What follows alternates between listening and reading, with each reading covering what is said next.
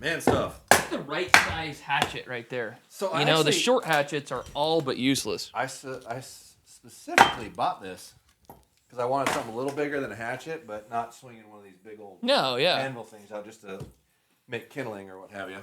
And I've been very happy with this. Sometimes you got to get, the mega weight when you get something with a bunch of knots in it, but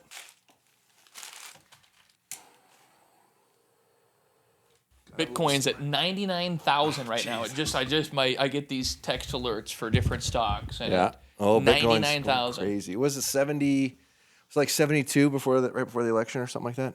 I think it was in the 60s. It was in the 60s. God. Brandon's invested. Are you invested, Brandon? I sold it pre-house. Oh, but you're kicking yourself now. Premature pop, just like premature pop. I was told not to do that. Not really, because you do those things because when you need to use your money, you need to use it or you want to use it. So that's fair. Tim's no regrets. Yeah. You ready there, Slick Willie? Yeah, I'm ready. I like it. She comes in and sticks her head right up in there. It's like, right up in there. Right up in there. It's like if your balls were cold, they are not now. So what is it, Chloe, Mia? Chloe, Mia, and Louie. Mia and Louie. All right, here we go. They're our more permanent guest stars. Yeah. Boom. Boom. I got fizzy.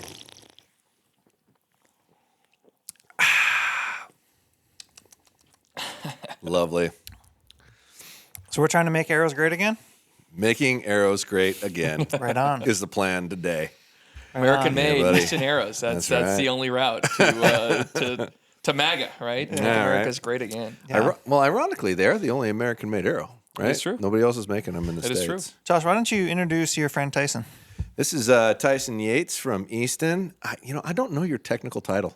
VP of Sales and Marketing. Okay, that's what I thought. Didn't want to say it wrong, but and Easton is very fortunate to have this man. And the funniest part about Tyson, we were talking about it at lunch right before we came over here, is I have not met a single person who would say a negative thing about Tyson in this industry. Everybody loves Tyson. I'm trying to figure out what it is. Well, that's a red flag in itself. I don't think it's like a fortunate reach around or something like that. We'll find him. We'll find him in the comments. Yeah, please comment down below if please. you don't like Tyson, because I have not found a human being that doesn't like Tyson. And the support for him from the industry people that know him is immense. And it's a testament to who he is as a person and his personality, which is fun. Like every time I've sat down and talked to Tyson and look at the clock and go, God, 3 hours just went by. We got to go do something productive. But he's a really great guy, and just wanted to introduce him to you guys. Tyson Yates, Easton Archery. Right on. Yeah, Tyson, how'd you end up in our neck of the woods? I came out for this. Yeah, we're excited about our product launch, and ironically enough, I think the way I met Josh very well could have been is him beating me up about not having a lightweight 5mm arrow. Yeah. So beating up's friendly. I was mean. I was like, why in the hell do you not have this in your product line? Yeah. Why? Yeah. We had a lot. We went a lot of rounds on this, and I think I always told you we were working on it. We had something in the works. It was just. For us, the most important thing is being able to make it in our factory. We make our arrows in Salt Lake City, Utah, and we really wanted to make it in-house. And so, at one point there was talks, well, we could reach out to an overseas manufacturer and bring one in quite easily, but the product team just stuck with it, and now we have it. Now, explain to me why it was so complicated to make it here and how it'd be so easy to make it overseas. Well, we make our arrows with a unique process. No one manufactures arrows like we do. So we use a process called AccuCarbon. It's a seamless process. Essentially, it's weaving the arrow, weaving individual strands of carbon fiber through a resin bath into a mandrel that controls ID, and then a die that's controlling the outside diameter. And what it does is it creates a much more consistent arrow as far as consistency of stiffness. And that's one of the things we found very early on in arrow making that's super important, to have consistent spine, arrow to arrow, and spine all the way around the arrow as well. So as you twist it, what's the stiffness as you twist? For the layperson, that's just how stiff the arrow is from each direction, right? Yeah. Correct. And compared to other arrow manufacturers, they typically use a layer rolled version, Correct. as opposed to that. Can you elaborate on what that's like a little bit? Well, I mean, I guess if you were to imagine like the mandrel to a typical arrow being like a paper towel roll, and then you wrap carbon fiber, so it's a flat sheet of fiber that you're going to wrap around a mandrel, and then as you cure it, that resin will cure, and then you grind that exterior seam off, and you end up with with a tube. So it's a very popular way of making arrows. There are some challenges that presents, and one of them is consistent spine that matches the weight. Yeah. So what you'll see is you kind of have to choose one. You can either choose spine or you can choose weight. Everyone at home, you probably have a scale. My wife has a kitchen scale that I weigh my arrows on. Yeah, they typically choose weight. You've got to choose weight, right, at that point. So then the variable becomes a little bit of just spine variation from arrow to arrow. And we feel from a consistency standpoint, having consistent spine is actually more important than even 10, 15 grain variation between arrows.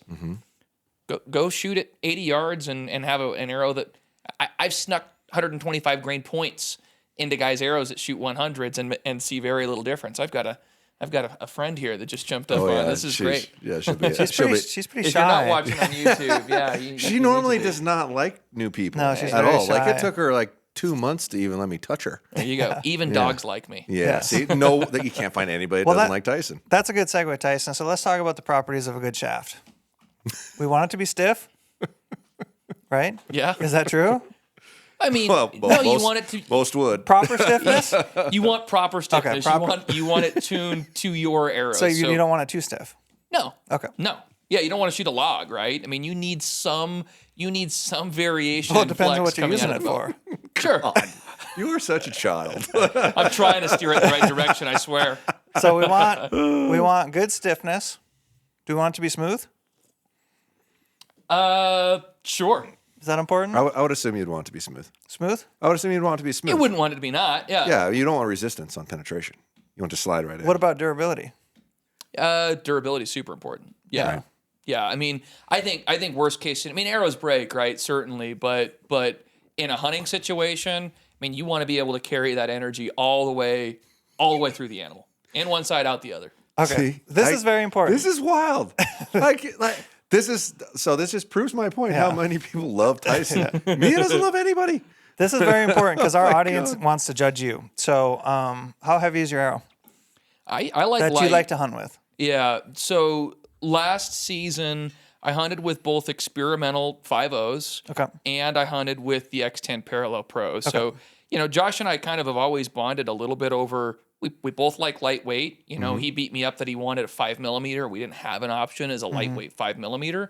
But I'm a short draw guy, basically the opposite of Josh, right? So you weren't as compromised as Josh in that department. No. Because you could get away with it. Well, no, he's the one I that can can get go. away with Yeah, it. with the longer draw. Longer draw length, I have more energy. So as you lose weight, you're not Right. worried about as much. I was thinking you could build a lighter arrow than Josh because Oh, of your certainly Sure. I can't. I'll just shoot it slower still yet. You Yeah. know, he's got the power stroke of, probably 3 inches of... It helps to call Hey, it power stroke for sure. God loves everybody equally. All right. yeah, well, He's just what is the phrase? He was just been incredibly good to me. well, my rebuttal to tall people all the time is you don't see very many tall old people. I'm aware. Yeah, believe me. We live longer, but maybe we need more years on the earth to enjoy it to the same level as you tall folks. I don't know. Yeah. Yeah, I believe there's actually like a certain number of beats that you get out of your life, right? And as a taller person or a bigger person, you're You got to pump blood more places, man. I'm compact. I'm not in disagreement. I would believe wholeheartedly And you will strokes. outlive me. Yeah. One of my sales guys.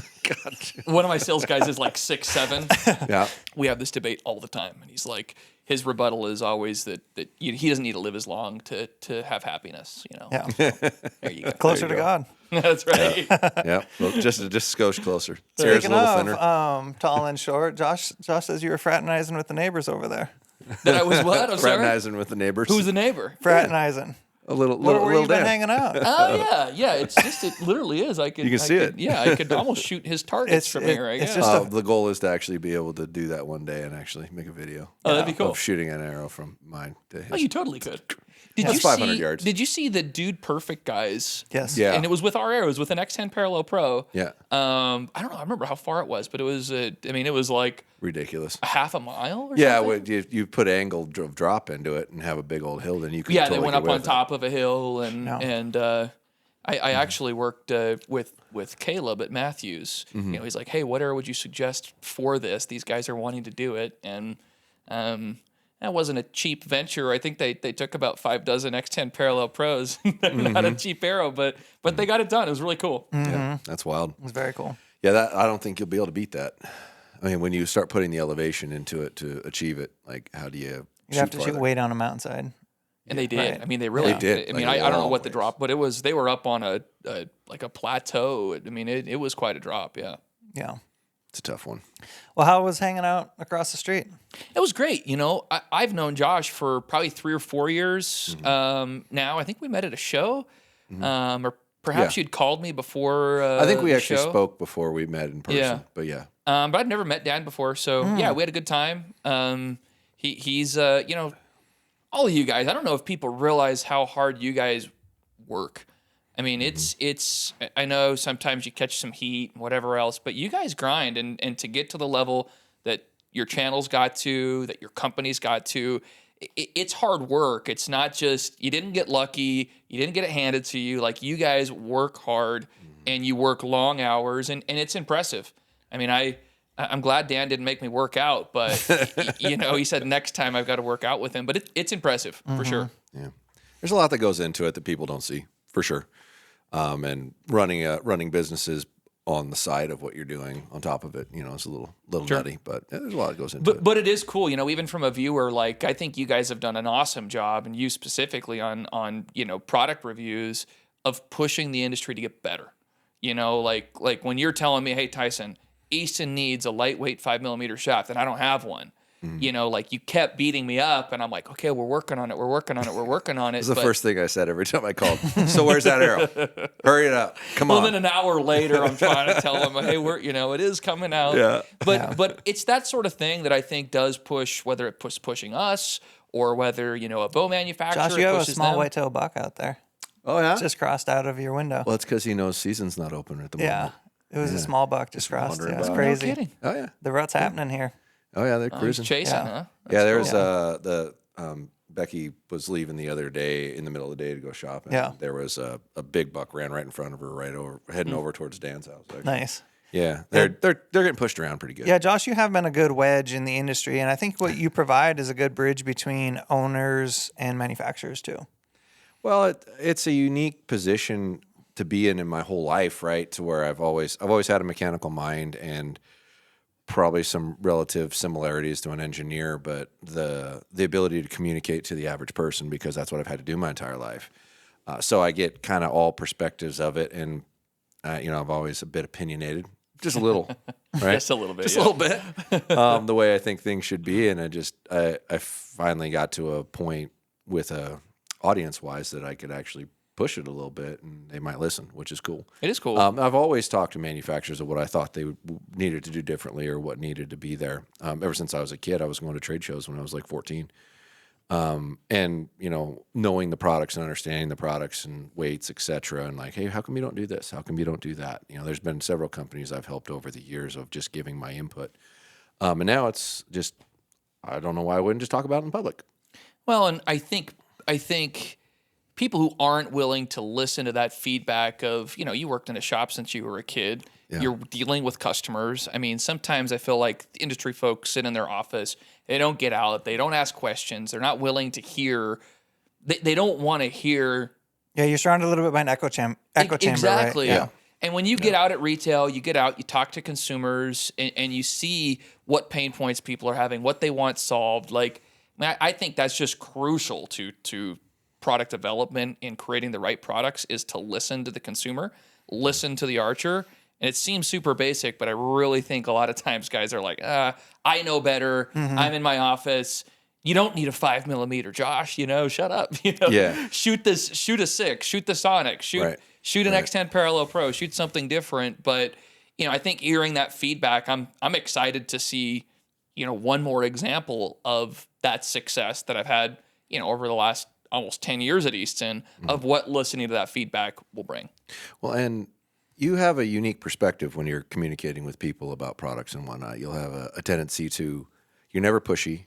You never give that arrow sucks or anything like that. And you said we were talking earlier, and you said you had a specific reason for that that we had not discussed, and I have not heard it, so I'd love to hear it. Yeah. So, first off, for me, like, I love bow hunting. I love people who want to shoot target, who just like a bow and arrow. Regardless of what arrow you choose, like, I hope you love archery, right? Mm-hmm. What I try to do is give people confidence in why they should support Easton, why I like the brand, what the brand means to me. But the story, it was an old boss that told me the story, and then I did a little bit of a deeper study on it. But it was, and I'll probably butcher it a little bit, but an executive at a company-wide meeting, this same executive coach was assigned or got a contract to speak at Samsung, and another one like 3 months later at Apple.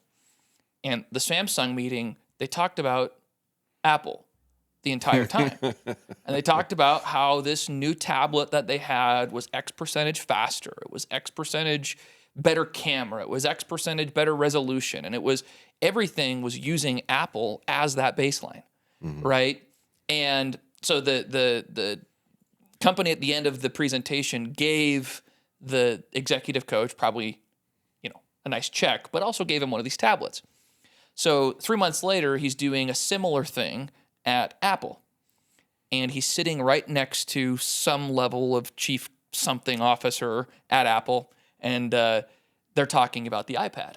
And he leans over, probably trying to harass him a little bit, and said, "This Samsung tablet is 27% better here, and 38% better here, and 42% better here." And the whatever position this person was, response was, "I have no doubt that's the case." And left it at that. He didn't try to rebut of why his, was better. And at the end of the day, there's a scoreboard there that I would assume Apple's probably selling a few more tablets than Samsung. But, it just struck me that negativity or bashing what someone else does is never the way to sell product. I like to talk about what I think makes me different.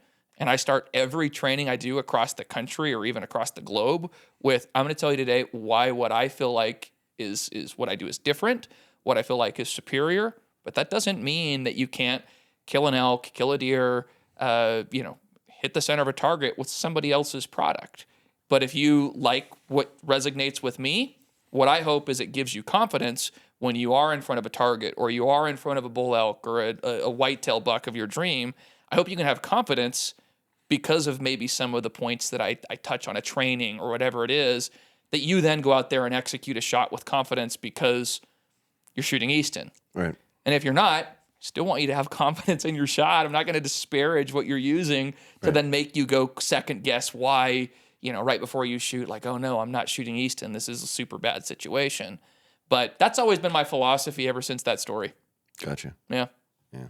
Well, it serves you well. Thank you. Yeah. So a more interesting tidbit in the process in which you make your arrows that I've heard. I think you were on Dudley's pod and mentioned that you there's no variance in noctuning your arrow.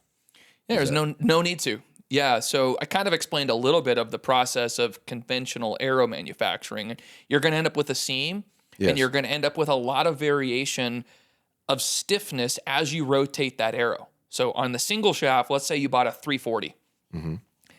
That's the stiffness, right? 0.34 inches, 340 thousandths of bend that arrow will have, right? Yes. So what happens if you rotate it 10 degrees or 15 degrees or 20 degrees? Is it still that same stiffness?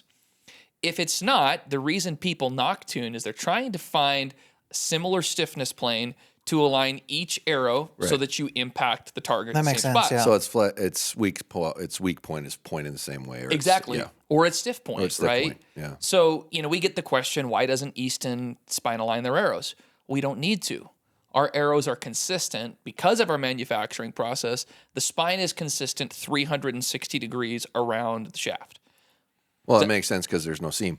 Exactly. That's where you're getting that. And there's like an extra bump edge where that would come across. Yep, and you have an inside seam and an outside seam. Another big advantage of our process is it's a single die and a single mandrel.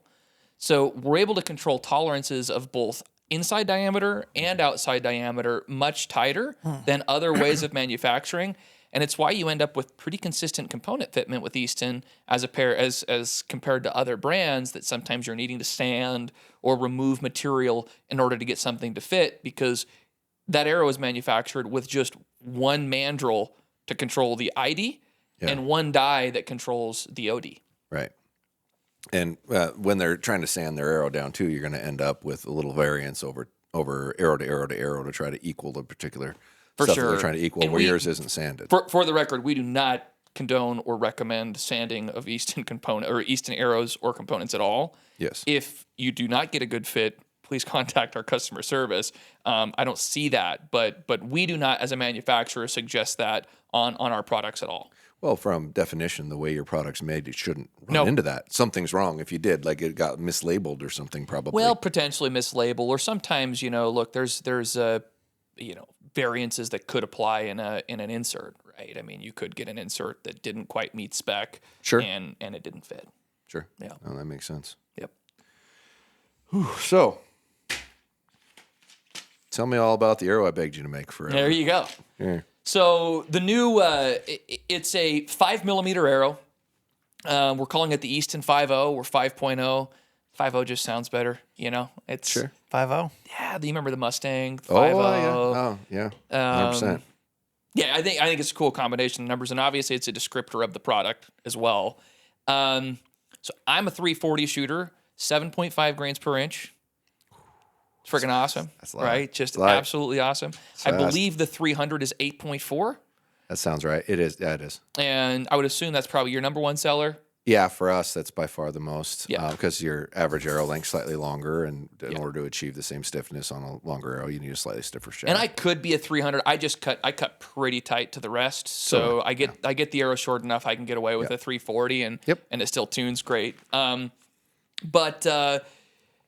mean, the highlight to this arrow is it's light and it's fast, right? Being 5mm, it accepts a lot of your components, right? It'll also ship with a new knock. So it's a new 5mm Easton microlight knock. It's matching the rest of the microlight series, so it's got a lot shorter...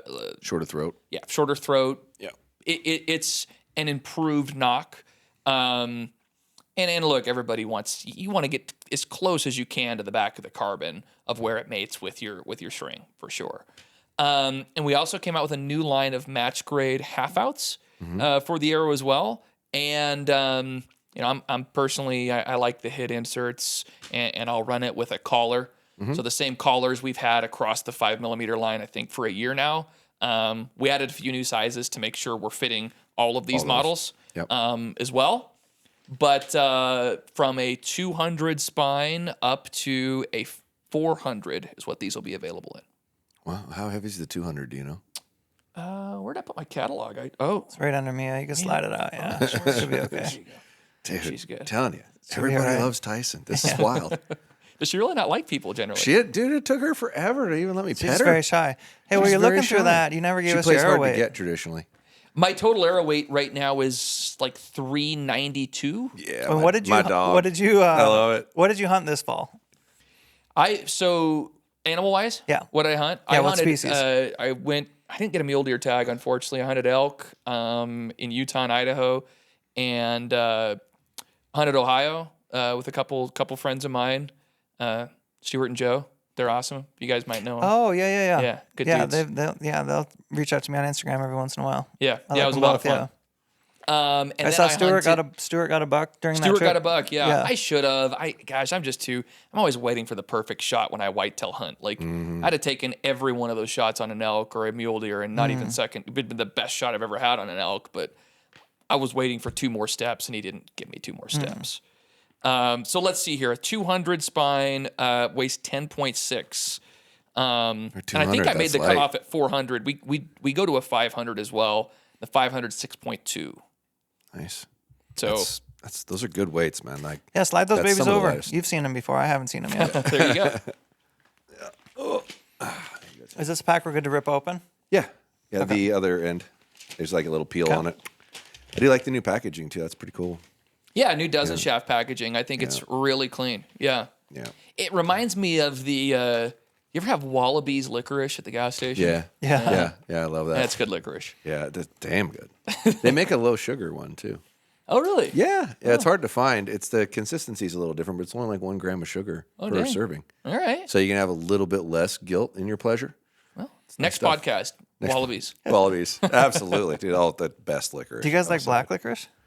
I do. It seems like that's like a certainly acquired taste. Some days, yeah. It's not. I'm not like. It's not my go-to by any means, but I would not throw it out. Yeah, I would not throw it out. So my grandma's 100% Dutch, and black licorice is like her thing, and I think that's like a Dutch person thing. Did your grandma migrate? Yeah, to the U.S. Like Cool. they came over. I was in the Netherlands last week at the Kings of Archery tournament. How was it? I've never been there. It's cool. It's a cool. I mean, it's flat and it's below sea level. It's wild. I mean, I look at my watch and it's 57 feet below sea level. And we're all gonna die. We're all gonna die. But it's cool. It's a great country. It's at any point you don't want to be too far from a raft. Yeah, and it's wild. They actually have like underpasses under ocean channel. Like you're going under the water, which is wild. really. And I think there's that in like. Is it in like San Francisco or something that there's I don't know where it is, but I know there's one. Yeah. Something like that. Yeah, it's kind of crazy. Yeah. And I also learned I didn't know that there is a train, under ocean train from the UK to somewhere in France. Did you know that? Yeah. You can like load your car on it. Yeah, there's a train. I always thought you had to take the ferry. Oh, that's crazy. Yeah, you can go under it. Yeah, and it's super fast. Think of the engineering marvel behind that. Yeah, that's How above much that's would above go my. into that? Oh, that's wild. So I'm reading this. This is match grade .001. Is that the standard spec? Is it? That is on the match grade. Okay, so there's going to be multiple layers of it, or there'll whatever? be just a standard, just our standard, which is 003, and then the match grade version. Now, match grade for us is more than just a straight and a spec. So we're match grade is a system for Easton. So it includes if it comes pre-fletched, it would include the AAE Hybrid 26 vane, helical fletched, and it also has upgraded components that it would ship with as well. Helical right or helical left? Helical right. Yeah, It's the majority of the usage. Yeah, It's more common. Yeah, right on. Yeah, it's one of those fun areas. Not everybody got it figured out yet. you could have a podcast to just debate that one. But for sure. Yeah, it's a fun. Well, one. you made a really good point of available fletching jigs and most common fletching jigs in existence are right. So if you made them left, there's going to be a lot of upset people when they go to refletch them. They're going to have a harder time finding it. So that that was a total logical decision. All right, let's talk about cost. MSRP on what I'm holding. Gee, I should have looked that up because we were talking about it on the car on the way over. Is it still undecided, the final price? No, the price is determined. I don't want to misspeak because I don't have it on the top. We can we put a note on the podcast? Yeah. We'll put that up. But they're very competitive with the rest of our line, very close to like what we charge currently for an FMJ. Will you have these when this podcast goes live? Will they be live on the website as well, Josh? Yes, this has to be wait till launch day, and we should have them available. And we will take pre-orders if they're not in. But I have a lot on order. You do? Yeah. I gave you like a giant I want this many. Yeah, Like, oh, okay. Yeah, the pressure over the years, I guess it came true, and I saw what his opening order looked like. I mean, you obviously believe in the arrow yourself. I told you, like, you make the right weight, and this thing will crush, and we'll sell a bazillion of them. I mean, and we've just seen it year over year of the evolution of sales, right? I've watched the different brands and how much of this you sold this year, and then how much you sold the next year, and then how much you sold the next year, and the trend is all going this direction. I mean, your 2 new arrows this year are both lighter versions of arrows you already made. Victory's launched lighter arrow than what they already made of a similar type. Haven't Black Eagle? I don't think they came out with a lighter one, but I haven't heard, but maybe they no, have. they came out with a Focus like right before hunting season. Okay. But it was really geared more of a target arrow you could hunt with. Oh, cool. And it was in between. Oh, wait. But they already had some really light stuff. Yeah. So Yep. Well, I've known you for quite some time now. Probably been a couple of years. Probably not decades. Not decades. I don't think we hit the double digits yet. But a long time. And since I've known you, I don't remember you promoting a heavy GPI arrow. Ever. Well, the reality of it is, and we were sitting eating discussing this one. Yeah. It was like, well, if you asked me if you were 30 yards and in whitetail hunting, what would you do? Mm-hmm. And I said, I really don't think I might shoot a light grain per inch arrow, and I might just shoot a little bit more weight in the front. Yep. And maybe a little heavier arrow than I would on a run and gun chasing elk or that kind of thing on, multiple distance shooting deal. But I still wouldn't ever go to a heavy GPI arrow. Yeah. Because I'd just put more weight in the front, because the more percentage you have in the front of your arrow, when you hit the object, it's more likely to track through it the direction you hit the object in. And you would lean more a little towards a heavy arrow, but I think I was giving a good argument to you. For sure you were. And, my thing with arrow philosophy, so I kind of gave my opinion when someone's, maybe not shooting an Easton arrow, how I react, right? I mean, sure. It's fine, but yeah. I react kind of the same way, even if it's a weight thing. I mean, look, if you're a believer and you are, I go back to confidence, right? Right. If you are confident in a heavy arrow and you have in your mind that's going to blow through shoulders and it's going to do this and that and the other, keep your confidence in what you personally believe in, because to me, that's part of what makes archery fun. Now, I don't shoot heavy arrows because I hunt mainly the West. I like to hunt on the ground. I like to spot and stalk elk and mule deer. And I need some variability. I need some speed, right? I need flat trajectory. It's crucial. Trajectory is accuracy. That's kind of always been my tagline. I agree, 100%. So for me, that's my personal belief, but I'm also careful in the guys that like heavy, hey, shoot heavy, man. That, we have an arrow for you too, right? Sure. And there's people who've had success with that. And, my message to them is always shoot what you believe in, shoot what you have confidence in, because the end of the day, the biggest factor in consistency downrange is you. Yeah. And I think the best way to improve your shooting is to have confidence in your gear, to have confidence in your own ability, and have confidence in whatever your philosophy is. If it's 25% FOC, whatever. I mean, if that's your thing, I'm not going to shame you. You have confidence in it. It's worked for you. It's awesome. Yeah. Yeah. Well, that's a good way to look at it. Live and let live. Well, I think the biggest thing when it comes to weight, really, though, that you'll see when people do gravitate towards that is as you slow the bow down, it gets easier to tune and get things work easier.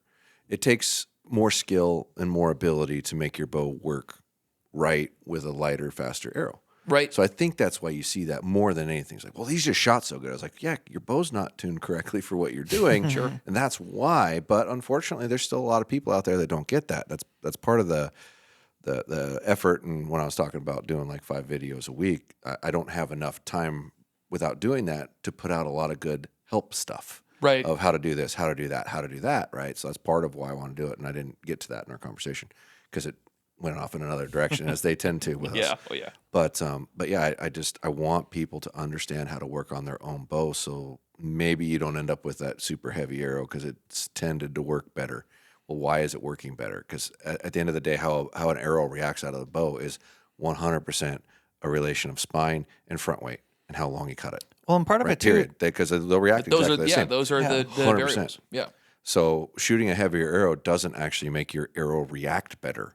It doesn't change how the bow is tuned. It's just slowing down what's happening so it doesn't look as bad when it's out. My opinion. But yeah, part of it too is just having a well-rounded conversation. If you were to say that penetration was the only factor when you're hunting, I mean, you would be probably lying unless you're hunting a hippo, or an animal that's not going to drop. Have you seen how fast a hippo can drop? Yeah. I've seen some of those charge videos. It scares the. Those things move quick when they want to move. Yeah. It's frightening. But I mean, it's just a well-rounded conversation, right? Penetration is one factor, and how much do you want to weight that factor? There's penetration. Is the animal going to move? There's arrow trajectory, because the more lob there is, the more chance of interference there is. Yeah, the more stuff you got to So there's all these things that can go into the pie, and then you just weight them however you want, right? Depending on what's important to you. I mean, if penetration is the most important thing, give it the most weight. But you can't ignore the fact that I don't know how fast a whitetail drops, but 40, 50, 60 miles an hour, like it's got to be fast. It's fast it's as crazy. fuck, boy. It's wild Yeah. how quick. It's super fast. So I can tell you Lucas has like a yeah, he does. He's got a little. he's got like a mathematical popularized mathematics equation Yeah. for it. Yeah. And we should probably have him on sometime just to bounce that around a little bit. Yeah. But it's fast. It's super fast. When you watch an arrow leave, and then you watch potentially at 25 yards, you watch a whitetail could drop up to maybe 16 or 18 inches. That's incredible. Well, It's crazy. It's incredible. A side note on that: when I was younger, one of my dad's favorite things to do was to take people out for their first deer. Yes. And literally go through the That's painstaking process of somebody actually killing their first deer, Yeah. traditionally a doe, right? And we recorded a ton of it. And, you'd have the sequence happen and you couldn't find it, so you'd go back and watch the video, right? And we categorized and measured. It was like my first time really being analytical with results. Average deer drop at 20 yards out of a tree stand was 14 inches. Oh my gosh. It would drop 14 inches at 20 yards. At Mind 20 you, yards. this is like in the 90s, right? With So pretty those slow were equipment, slower equipment. But still, at 20 yards, it was like 14 inches. Like you'd put your finger on the back and then start hitting frame Yeah, by I've frame seen until you those saw the videos, arrow yeah. come up. You're like, son of a bitch. And that's when I was like, okay, you aim at the bottom third, period, and forward a little bit because they're just going to drop in bad no matter what. But if they don't drop, you still happen to hit something that'll Right. kill them, Yeah. which is good. But yeah, it's wild. And that was like a 40-piece subject matter, 40 different people getting their first deer, and it averaged 14 That's inches. a lot. And the It only was way you wild. truly see that is to see it on video because your eyeballs will lie to you. Oh, yeah. Especially when your yeah. body's filled with adrenaline. Yeah, in a hunting situation, half the time I joke with my dad. He takes a shot and walks 180 degrees in the wrong direction. I'm like, "Are you that spun up? Yeah. Like it was this way." Yeah. Yes. Yeah. For sure. I mean, I've told this story before, but I wouldn't believe it myself. At 20 yards out of a ground blind, I shot at a buck, and he probably dropped 8 to 12 inches, and I hit him in the high lungs. And that was beautiful arrow flight, super slow motion, so you could just watch it, and then all of a sudden that back drops. And that was a fast bow, So if that was a slow bow, does he drop 3 or 4 inches more? I don't know. Or if that arrow was 100 grains heavier, how much longer would it have taken to get there? Right. And these are just like, it's not to say that that's the only consideration, but just a consideration. Sure. Right. Yeah, I mean, there's like you say, depending on what you're weighting the heaviest in it all. I tell people, like, if you're not sure if you're a speed guy or a weight guy, there's awesome in between options, right? Right. I mean, our best selling arrow is the Axis, right? It's a middle of the road. It's not too light. It's not too heavy. It was your best. It was, yeah. I told you it's the Goldilocks arrow, right? Yeah. It's not too hot. It's not too cold. It's just right. Right. And the FMJ Max the new FMJ Max is right in that same weight category, right? Of kind of that middle of the road weight. With some aluminum in it. Yeah, it's aluminum coating. So carbon core, aluminum jacket. And I think it's going to be a super popular arrow because I do think there's a wide range of the market that just is kind of that in between on extremes, right? And they hear both philosophies. They hear light, they hear heavy, and then they say, let's go somewhere in the middle. Is there any wizardry that you can explain and like explaining to a kindergartner? Explaining wizardry. I don't know. No. Let me lead into this. Is when there's aluminum involved with an arrow build, it seems to be a little more accurate. Like if we went to Reading, Sure. right? How many guys are shooting X10s? A lot. Yeah, and they have some aluminum in them, right? An aluminum core on Yeah. an X10. It's basically the opposite of an FMJ. Like, what is that wizardry? Why is the involvement with aluminum tend to make them just a little bit more accurate? Well, I mean, a little, And a little bit, we might be talking about a tiny amount. It probably, I don't know, but it just as a side note, I mean, every Olympic medal ever has been won with either an X10 or an Easton ACE. So Does an AC have aluminum as well? Yeah. Okay. yeah, aluminum core. And So that then- tells a story itself, right? Absolutely. Yeah. So, I mean, there is some wizardry behind it. I'm no engineer, but aluminum is inherently more consistent batch to batch. So when you break it down and look, whether it's under a microscope or whatever, the consistency around on a piece of material is like dead nuts. And each lot is very, very, very consistent. Where with carbon, there's going to be variations. If you order the exact same thing as you ordered before, there's going to be some variation in stiffness. There's a much wider window of tolerance there than what you have on aluminum. So aluminum has inherently just more consistent factors. I mean, even when carbon arrows started coming out, I mean, Easton was still a huge proponent that, hey, aluminum is, we believe, more accurate, and even on like the indoor circuit, a lot of guys are still shooting X23s, X27s, which is an all aluminum arrow, and have better luck than they do with an all carbon. Sure. They find them more forgiving. So there's factors of it that just create a more forgiving arrow for variance in a release. So especially if you're a finger shooter shooting an X10, they're more forgiving than carbon, which is maybe if you have a sloppy release with your hand, the aluminum component is going to help absorb some of that variation. And your spine consistency, so your stiffness and weight variations on aluminum are much tighter. However, when you marry it with carbon, now you're getting the strength of carbon. So you're kind of combining the consistency of aluminum, you're combining with the strength of carbon, and the aluminum is able to hold the carbon straighter. It's able to kind of marry the two to take the best of both worlds, I guess. So what's the process and how you get an aluminum tube? Oh, it's really cool, man. It's there. I mean, we have a how it's made video out there, but it all starts with flat stock aluminum. So it's a big coil of aluminum. I don't know. It's probably about 3 inches in diameter or in width, generally speaking. And it feeds through a series of rollers and creates a tube out of it, and then it welds it together. Now it comes out the back end in like 6 to 7 foot lengths, and those are then go through a process of annealing to soften the material, heat treating, cleaning, and then they're drawn. So it's essentially stretching that material, necking it down a little bit smaller, and also getting the wall a little bit thinner. And it'll run through that process. It might start out like a 1/2 inch to 3/4 of an inch in diameter, and pretty thick wall, and it can narrow it down to like an X10 core tube is like paper thin aluminum. Right. I mean, it's like it's smaller than a pencil, and the wall thickness is like the thickness of a couple pieces of paper. So, I mean, to my knowledge, Easton's ability to do that, there's no one else in the world that even understands to some degree how we do it. As precise as we do it. Well, in all my years of selling archery stuff, which is, pushing 40 years, I only ever remember one other aluminum arrow, and it was the fluted ones. They were like a little indents in them way back when. Yeah, you've predated me outside on that of that, I don't ever remember seeing another aluminum arrow. I mean, there were like True Flight made a really cheapy, chintzy aluminum, and I thought Easton bought True Flight at one point. We did originally, so they absorbed the only aluminum arrow manufacturer, but there's never really been another aluminum arrow manufacturer. I know a couple of brands started trying to make aluminum carbon stuff, but never were a pure aluminum manufacturer. Yeah, I mean, there's even in the world of arrow manufacturers, there's not that many arrow manufacturers. I mean, some of these plants are generating 40, 50, 60 different brands out of one building.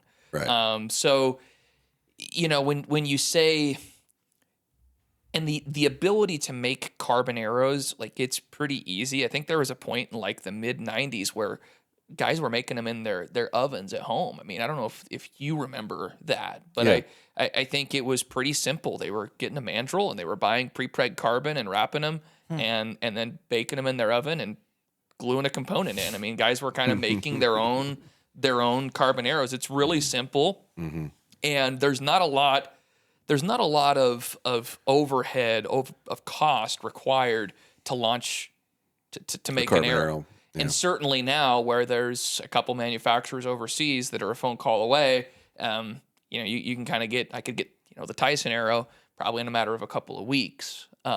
Just have to provide artwork. It's kind of wild. Yeah, I remember God, it was 15 years ago or so. There was always a guy or two wandering around the trade show trying to convince you to make your own arrow. Yeah. And just the Asian dude, not to point him out, but I mean, that was what it was. Sure. It was like, yeah, What country are most of them coming from? China. China. Yeah. Yep. Yep. They've got a couple plants there, and I think there's two that are. They say, I've never been, but they say they're like a stone's throw apart, and kind of share employees or get disgruntled here, go there, sort of thing. But yeah, I mean, and they make decent products, and obviously deer are killed with them, and stuff goes down with them. So it's yeah, I mean it works. Now you're from the Greater Salt Lake area. Originally from a little town in northern Utah. Okay. I was a country boy. Now Yeah. I've gone city. It's the worst. I'll go back. If my wife watches, she's on board too. Right? I'm looking at her. If she's watching. You're going back to the country.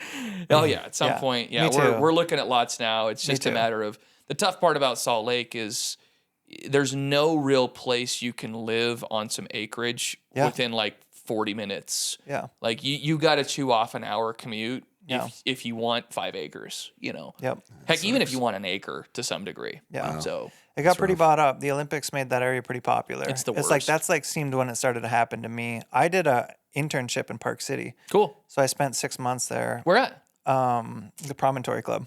Oh, cool. Yeah. Yeah. So is that still doing well? I think so. Yeah, they have Yeah. a really nice golf At the course. time, it and- was the largest real estate development, I believe, in the country. It was 7 square miles and tons of beautiful animals on it. 7 square miles, imagine that, on the corner of the conjunction of, is it I-90 or 80? 80. 80 and the Park City side, which is that road that goes Yeah. north-south. Oh yeah. Pretty cool. No, Utah's the worst. Don't move there. It's terrible. But what I wanted to say is, are you shooting a Hoyt? I do. You do. Duh. You got to be. No, I don't have to. I can shoot whatever I want. Yeah. Yeah. I don't. I Do you work also for an wear aero flat company. bill hats? Do I wear flat bill hats? I guarantee you there's a picture of him somewhere with one from way back when. I wore them. Yeah. Guilty. The ones I still Guilty. have. I know. It's the ones I still have. I put some bend in now. There you So go. no Little worries. curve. Just A curve the little edge a little bit. trying to shift. Yeah. So what bow are you excited about for 2025?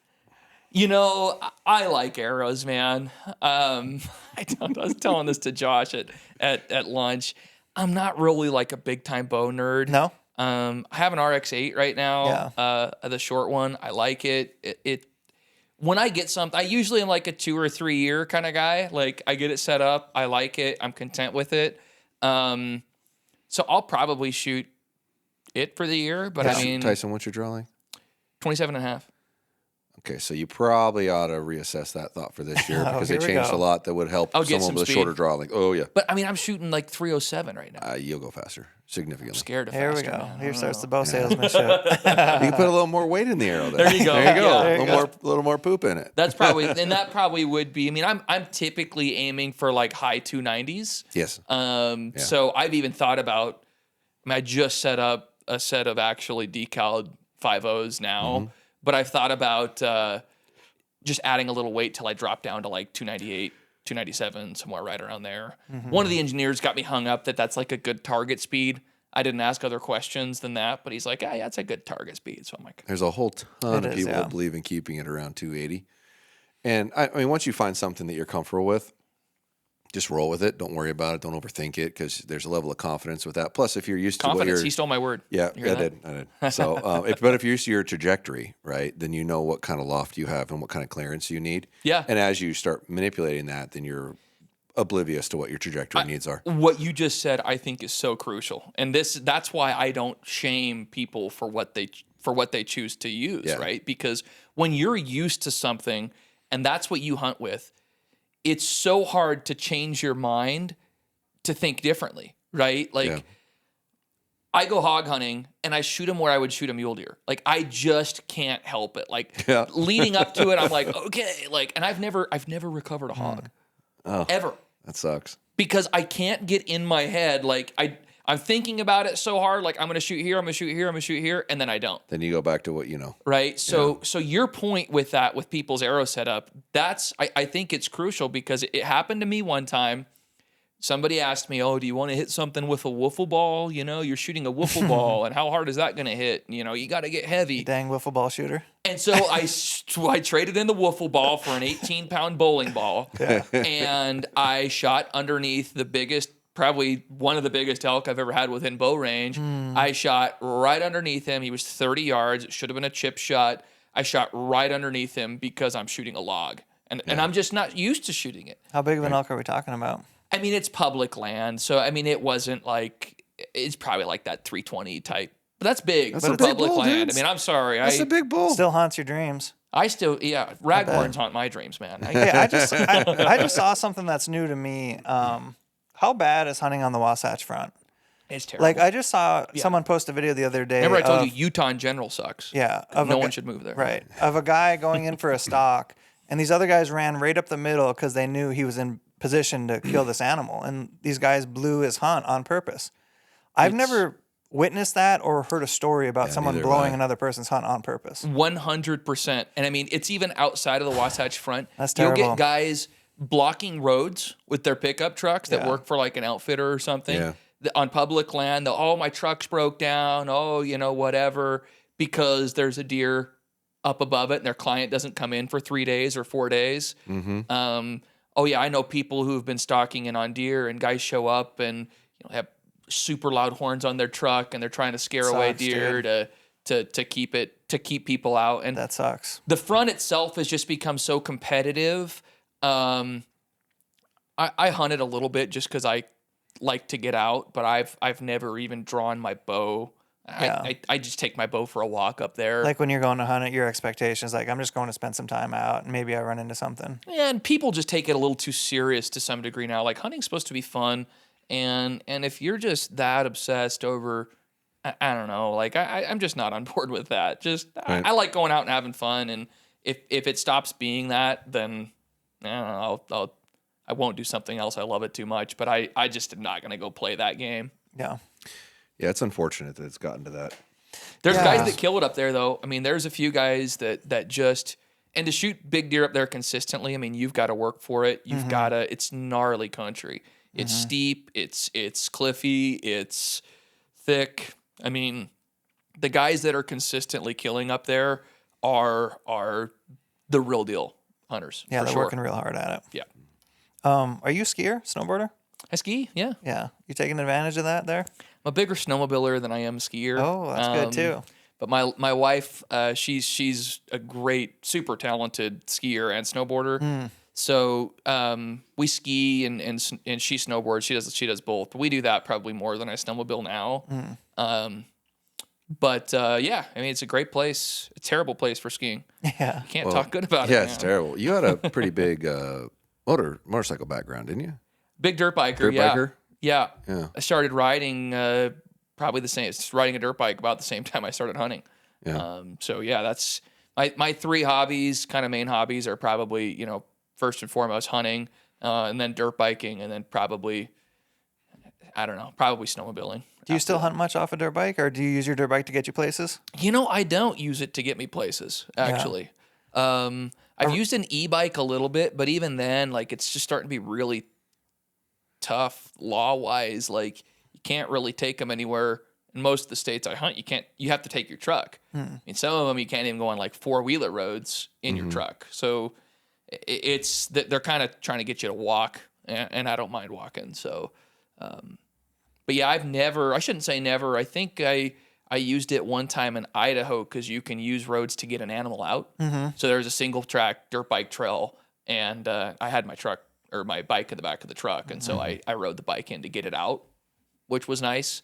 But you can't really hunt off of them unless you're going into camp, I believe.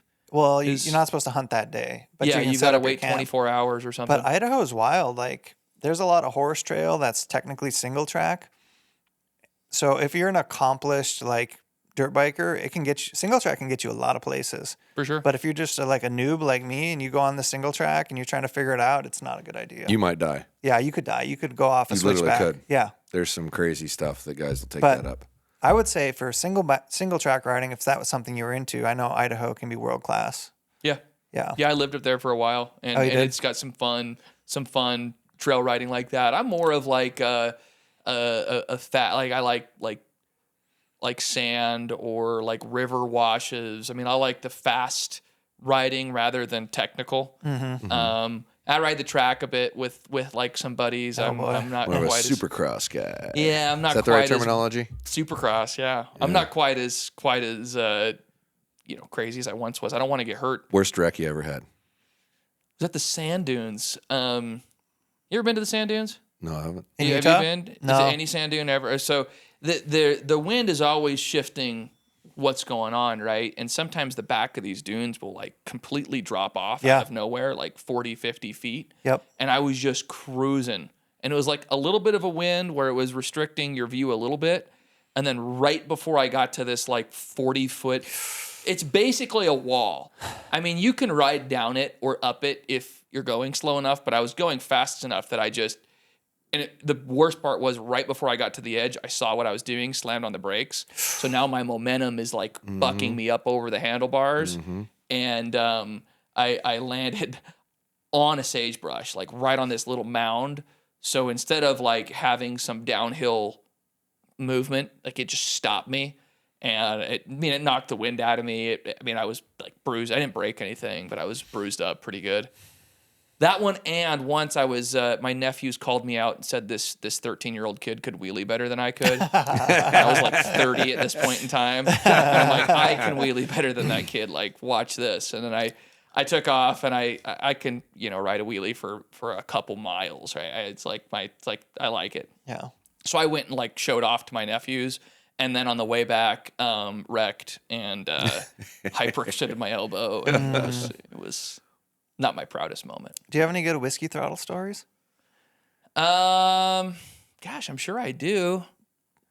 Well, while you're thinking, I have an anti-whiskey throttle story. I was worried about getting in the back of my truck when I bought this new bike, brand new bike, and I was like, how do I get it up the ramp? Oh, I'll ride it up the ramp, which isn't, if you're good, that's probably fine, but I should have pushed it up the ramp.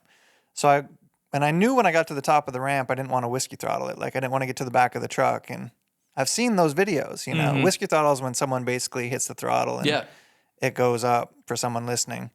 And I got to the top of the ramp and I hit my brake instead. And I had one tire on the back of the truck and my back tire wasn't. And I just started tipping and I couldn't fix it. So my new bike went sideways onto the ground. Yeah, I've done stuff like that, where you react or blip the throttle and either veer off the trail or, wheelie over. Yeah. I haven't wheelied over in a long time. That's a bad way to go down. It's a bad way to go down. Yeah. Well, okay, we talked about these arrows. Light GPI, that's exciting. Josh has been pumping that for a long time. There's just so many advantages, man. Yeah. Like, I think the advantages Talk far about the outweigh highlight reel of disadvantages. advantages for going light GPI. A lot of people think light GPI, you got to go light arrow, and that's not true. That doesn't mean you have to go light arrow. If you start at a platform, like I was saying, spine's equivalent all the way around, right? So if you start with let's say take 300 spine, for example. Let's say your arrow's 8.4 versus 10.4, right? And you want to make X weight of arrow. You're a lot better served to put more weight in the front of your arrow than the whole mass in general for any sort of ballistic projectile thing with archery. So in essence, you could take and go to like a 250, which is still probably going to be lighter than your 300 spine 10.4 with the same configuration. Put an extra 50 grains in the front of it to achieve the same bend when you fire it, but have an excessive amount of FOC increase of probably like 3%, somewhere in that vicinity. Oh, easy. Easy, 3, 4, somewhere around there, but make the same weight arrow. So even for the guys that want to go heavy, use a lighter GPI arrow. Yeah. It makes more sense. Or even overspine it a little bit because it's going to be more flexible as you play with it if you start with a little stiffer arrow to begin with. Most of your arrow problems that you run into are running too weak a spine. It gets erratic and it's hard to control and tune. So there's just so many positives to a lighter GPI arrow as long as it's not fragile. If you get into an arrow that's light GPI but fragile, well, now you got a braking issue. Sure. And if an arrow breaks when it hits an animal, you're in trouble. You don't want that. You're going to lose all your penetration. But as long as that arrow breaks after it goes through the animal or all the way through something, then who cares what happens to it? I'm just a real big advocate for light. But I was excited to see you actually do a legit change on the FMJ.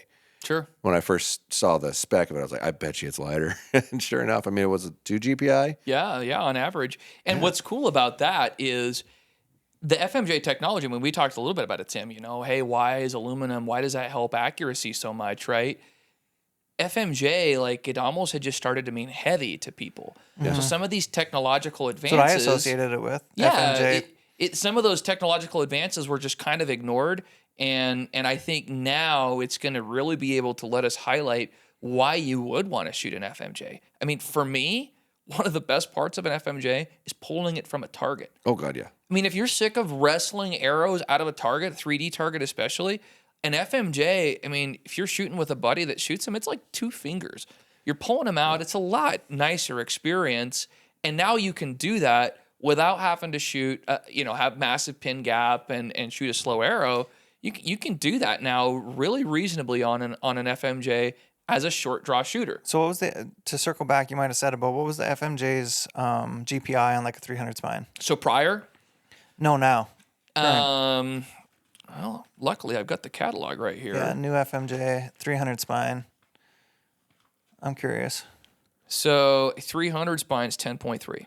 10.3. Yeah, And the prior that's not that FMJ was 12. Yeah, so it's Yeah, almost 2 grains an inch lighter. Well, and another little side note, and this is just a theory. I don't know if you guys have tested it, proved it, disproved it, etc. But I know the finish on aluminum is much more fine and carbon's much more porous. And when it hits something wet, it seems to be way more slick. For sure. So when you're penetrating into an animal, I almost guarantee you, if you had the 2 things side by side with the same weight and the same everything, 100%. like an Axis versus a what do you call them, the new FMJ? FMJ Max. Max. Okay, if you have an FMJ Max and an Axis right next to each other, I almost guarantee you the FMJ Max is going to outpenetrate it. Everything else being equal because it's so slick. Even in a foam target. Yeah. Right? I mean, you're going to see the difference. Like, I mean, I've done it before with my bow. Just grab an FMJ and shoot it. Let's see what it does. Like, it absolutely, you'll see a difference there. That's cool. I used to shoot the original FMJs, a lot lighter spine back in the day, and it was amazing how much it seemed to penetrate more than anything else equivalent, and that was largely the fine nature of the exterior of it, I thought. And one of the big things, I mean, you were talking advantages of light GPI, but I would just add to the Easton 5.0 in particular, it's made with the AccuCarbon process that we kind of explained a little earlier, right? Mm-hmm. So that was very important to us in bringing this to market, is that we could make it in our factory and we could use that process. We feel like it creates a superior arrow that, look, at home you might not see or know, maybe you don't think you shoot well enough to know the difference. You'll shoot better with them. You won't have to worry about knock tuning. You won't get that one arrow that flies a little bit funny. And when it comes down to, I bring everything back to connecting the dots between an arrow flying and killing an animal, right? So I'm removing as many variables I can in all of my gear to do that.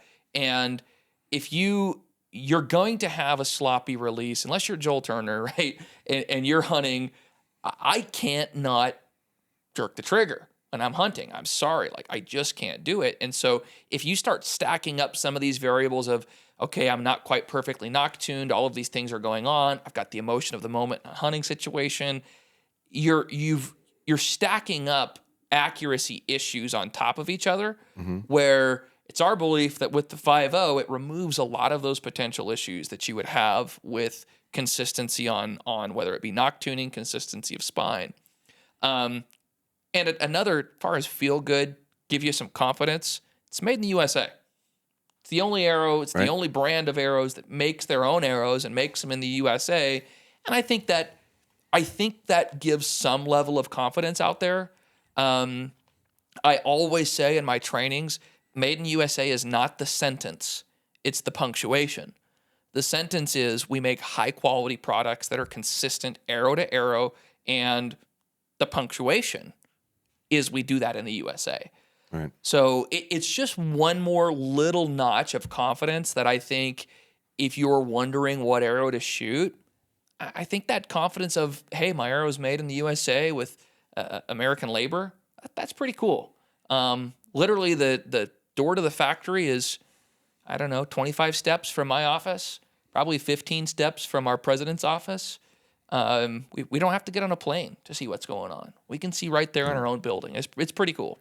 Now, just to clarify, the AccuProcess process, you're the only ones doing something like that, right? Everyone else is a layered, rolled, and sanded. Correct. Right? Correct. Yeah, so that's, you got a superior process, no seam, Yep. the right weights, Finally. a fair price, Sure. and an American-made product. And a customer service line that'll pick up the phone. And I think that's enough said, is it not? Works for I me. can't drop the mic, but if I could, I would. Made in the USA. I like that. Yeah. They just needed a product to, fit the GPI bill. Fit the bill that I'd stop bitching about. And Yeah. you have told me that so many times. So I'm like, many. Josh, like not trying to sell you, but having conversations of like, yeah, but AccuCarbon and this or that. And you're like, yeah, but it's Yeah. not the weight that I want. Yeah. Like, I like it, Tyson. That's cool. You came out with this arrow, but it's not the diameter I want. So I think, and I do think that's important, like that's your philosophy. You're a big proponent of it. You want it. You probably, do you shoot lighted Knox? Most of the time, yeah. Yeah. So you don't, 4 mils tough 4 to mils get. is terrible for lighted knots. Yeah. So, Well, and your componentry is always more difficult. The alignment's always more difficult. The lost componentry and targets and things like that's always more difficult. That's why the 5 mil is the superior the product. durability, yeah. And it's an easy argument to make. It's Yeah. not, there's nothing wonky about it. And don't get me wrong, a Sonic, in theory, is a great idea. Yeah. It really is, but nobody else has anything comparable to it for the most part. And the componentry choices are poor. Lighted Knox going to need a sleeve. Like this, you guys invented the 5 millimeter arrow. yeah. Yeah. we did. 100%. That was Easton's baby from day one, and I was the first guy to buy Axis, Cool. right when it first came out. Like they invented that, and it still today is the most useful, versatile diameter of an arrow built. Period. Just need to be the right weight. Thank you. And now we're there. Hey, just thinking out loud, when Tim decides to do some redneck testing, durability testing on something like this, do you have any good ideas of a good way to show durability? Things to shoot it through, things to... There's a lot of people doing different things. I think for me, some of those things are interesting. But to me, the most crucial thing is it going to see that in a hunting application, right? Yeah, So some of it's non-practical. you see some of the strength testing, and it's like, well, we don't design our arrows to do like a horseshoe, for example. Right. Like if I went as far as I could this way, like that's not the force it's seeing. That's when it not the goes- force it's going to see When hunting. it goes to an animal, it's seeing this. It's Right. going to be. So I would try to replicate that, and I don't know, maybe I think it's cool when people are shooting like a cow's bone or shooting it through a rib, or bringing an elk carcass home and like shooting in an actual situation that it's exposed to hunting. To me, that's more impactful. Just like my personal thoughts when I see some of these stress tests, I'm just like, well, if I ever expose my arrow to that situation, I guess that would be crucial. But so I guess I don't know if that answers your question, but brainstorming, how do you replicate the stress it's going to see in a quartering away, Yeah, well, a maybe broadside? Thanksgiving's coming up. Maybe we get some frozen Frozen turkeys. or something. Day after Thanksgiving, get a Get sale. a good sale. Get the deal. Get a deal. Get a little bulk deal on some frozen turkeys. Anyway, one thing about the fire is it's out. It's out, buddy. Fire's out. All right. That's the pod. Yeah. Where can they find this stuff if they want to find it? Oh, this little website called podiumarcher.com. Oh my God, you dirty little whore. I know. What do you want me to do?